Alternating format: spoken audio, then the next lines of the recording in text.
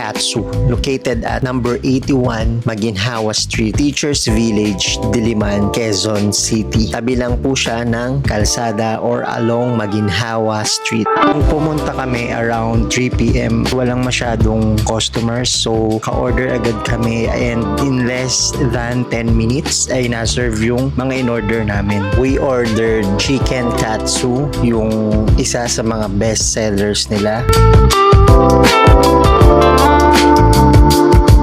We also ordered tonkatsu ramen. Nag-order din kami ng 1 cup of rice kasi walang rice na kasama yung chicken katsu. One thing good dito sa Crazy Katsu, quality and taste nung mga sineserve nila is hindi nagbabago. Kahit years na yung first time namin nakakain dito, still the same. Yung prices din nung mga pagkain dito is very reasonable kapag i-compare mo siya sa ibang Japanese resto at natikman mo yung taste and quality pati consistency ng mga pagkain. Yung tonkatsu ramen, ang sarap nung sabaw niya, as in parang may pagka-creamy, umami na hindi mo maintindihan, and the noodles parang ang fresh niya, tama lang yung lambot niya, and yung pork na kasama nito, ang sarap-sarap din nguyain nung pork and nakaka-happy talaga kainin.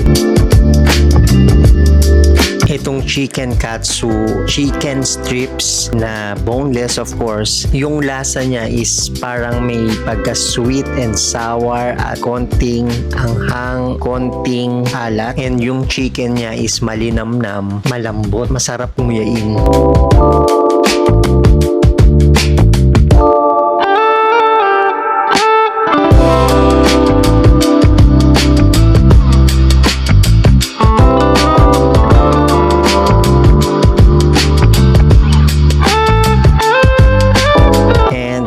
Siyang maninipis na cut na cabbages, and then merong kasamang spring onions na nakakat din, and pieces of chili.